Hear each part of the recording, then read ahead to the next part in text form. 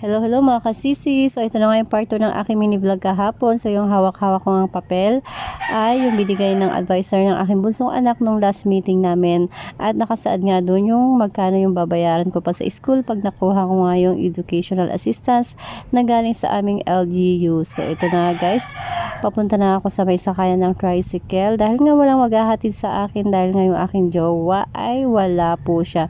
Kaya ako ay single ngayon. Napakahirap maging single. Wala akong mautusan. So, ito na guys. Habang nandito nga kami sa labas, ay nag-uusap-usap nga kami. Pero hindi po ako sasakay ng tricycle dahil nga may kasama akong kapitbahay. At ito nga siya. Si Grace. Kasama ko nga siya na pupunta rin sa school dahil iisang school lang naman ang pupuntahan namin dahil nga yung anak niya rin ay nag-aaral din sa Central. So, magkabatch nga yung anak namin. Magkaklase sila noon. Pero ngayon ay hindi na. So, ito na nga guys, pabiyahin na kami papuntang school. Malapit lang naman po yung aming school na pupuntahan.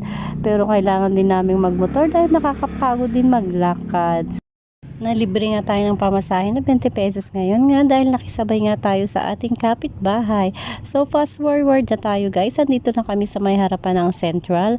At dito nga sa may harapan ng Central ay may mga barangay tanod ng different barangays na nagbabanday dito sa may harapan para mag-traffic at turo kung saan ka magpa-parking. So ito nga sabi nung isang tanod ay dito daw kami mag-parking dahil nga bawal doon sa may harapan ng gate. At dito nga yung mga tanod guys, iba-ibang barangay yan na naka-designate dyan. So ito, papasok na kami sa my gate. Pero ang masaklap guys, imbis na malibre ako ng pamasahe ay wala rin dahil nga bumalik ako sa aming bahay dahil nakalimutan ko yung aking voters ID ay kailangan yun para makuha nga yung educational assistance na ibibigay sa amin. Kaya hindi rin ako nalibre ng pamasahe guys. Kaya nagmamadali na nga akong bumalik sa bahay namin dahil nga feeling ko nga nag-start na yung pa-meeting ni Mayor. Kaya ito, nagmamadali rin akong bumalik.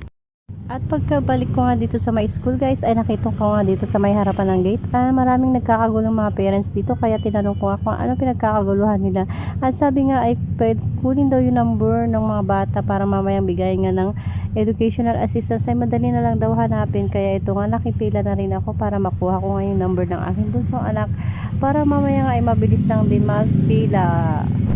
So after ko nga makuha yung number ng aking bunsong anak ay naglakad na rin ako papunta sa may covered court dahil nga doon ang meeting place namin lahat. So ito na guys, naglalakad na ako papunta sa may covered court.